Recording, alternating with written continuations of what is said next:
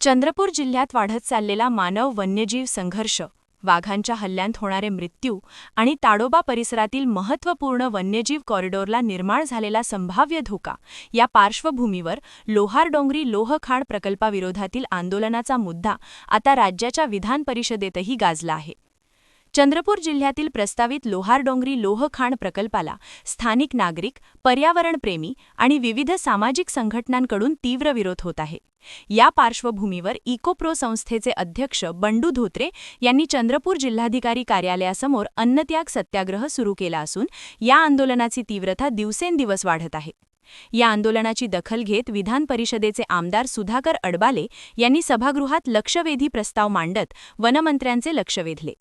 प्रस्तावित खाण प्रकल्पामुळे ताडोबा परिसरातील वनक्षेत्र, वन्यजीवांचे स्थलांतर मार्ग तसेच स्थानिक नागरिकांच्या सुरक्षेवर गंभीर परिणाम होऊ शकतो अशी भीती त्यांनी व्यक्त केली.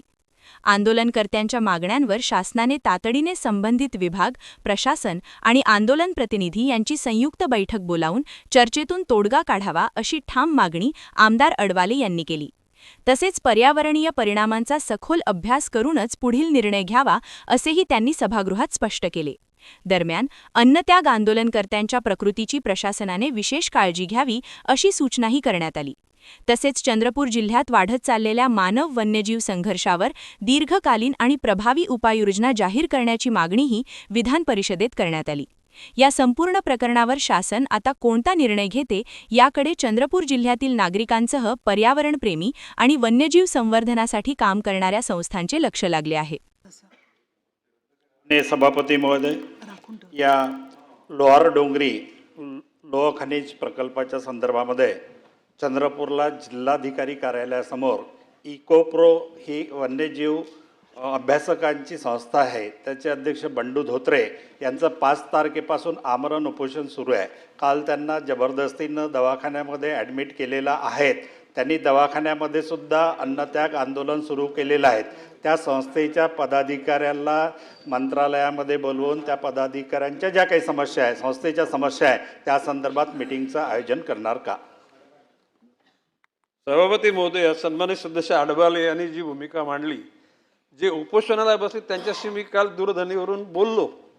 त्यांना मी विनंती केली की तुम्ही उपोषण सोडा, कारण हे प्रकरण उच्च न्यायालयाच्या म्हणजे कक्षेत गेलेलं आहे. आता तुमच्या काही अटी शर्ती आणखी काय त्याच्या मागण्या आहेत, तर त्यांना मी सांगितलं तुम्ही उपोषण सोडा आणि तुम्हाला मी बैठकीकरिता बोलवतो, त्याच्यावर चर्चा करू. तर ह्या बाबतीमध्ये मी माझी भूमिका स्पष्ट केलेली आहे आणि ती मीटिंग लावून आपण त्याच्यातून निर्णय घेऊ. क्या आप भी चाहते हैं जटिल रोगों पर विशेष रूप से आयुर्वेदिक उपचार? तो मिलिए 77 वर्षों से आयुर्वेद सेवा में लगी हुई शिवशंकर आयुर्वेदिक एजेंसी, अनुभवी वैद्य डॉक्टर, सभी प्रसिद्ध कंपनियों की दवाइयाँ और सभी प्रकार की जड़ी बूटियों और रोग प्रतिकारक शक्ति बढ़ाने के लिए कई प्रकार की दवाइयाँ प्राप्त करने का एकमात्र विश्वसनीय स्थान.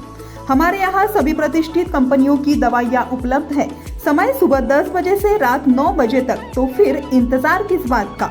महाजन मार्केट के पास टेम्पल बाजार रोड, सीताबर्डी, नागपुर. 8605245080 9112079000.